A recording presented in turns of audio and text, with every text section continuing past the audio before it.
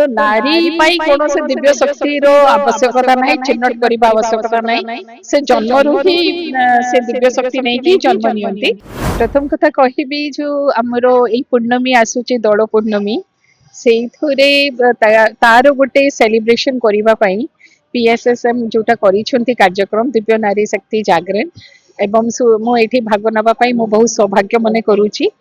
प्रथम तो है होली पाई होली सेलिब्रेशन होची। होली गोटे एमती पर्व जो थे नारी पुरुष समस्ते सब द्वेष जाति धर्म भूलिके परस्पर को रंग लगाउछंती सब पिलाठू आरंभ करी वृद्ध पर्यंत समस्ते एटा गोटे सामाजिक उत्सव एवं हमर जगन्नाथ संस्कृति रे दोल पूर्णिमार बहुत महत्व अछि। तो सेई जगन्नाथ संस्कृति को लेकिन जो दोल पूर्णिमा तार भितरे रहिला आओ तार सामना को आसुची हमर अंतरराष्ट्रीय अंतर्जातिक महिला दिवस एवं तार भितरे एडे सुंदर कार्यक्रम रखा है दिव्य नारी शक्ति जागरण।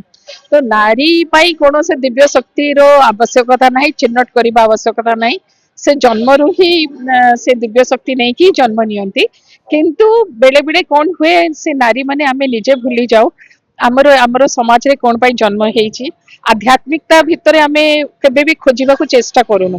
आमे सब बेले उपभोग सामग्री यही सब थरे घर जंजाल भितरे माती हेकी रही जाऊ। तो से थोरे नारी माने केमिति समाज रे केमिति आध्यात्मिकता को ग्रहण करिकी केमिति समाज रे गोटे भलो मनीष को जन्म देकी भलो समाज रो सृष्टि करि परिबो। एवं विभिन्न वर्ग रो लेखिका संगठन आरंभ करी ओम शांति रो हमरो सब सिस्टर माने भौणी माने समस्त एठी उपस्थित होइचंती। समस्ते जे जार व्यक्तित्व कहिचंती समस्ते गोटे वार्ता देइचंती यूनिवर्सल लव। आमे समस्त को भलो पाइबा समस्त को सम्मान दबा आ समस्ते मिसिकी एई ब्रह्मांड रे केमती भलो से रहिबा। तो मोर भी गोटे वार्ता रहिबो जे हमरो जेमिति जगन्नाथ प्रभु जगन्नाथ नाथ एवं समस्त को आपणे नैचंती सेमिति आमे तांकर भक्त हेकी सेई भावना रे सेई भाव रे समस्ते एकाठी रहिकी आमे बहुत भलो पाइकी समस्त को परस्पर भलो पाइकी रहिबा एवं नारी को सम्मान दबा। जदि आमे जो समाज नारी को सम्मान दिएनी से समाज रो केते क्षति हुए सेटा आमे जानिचु।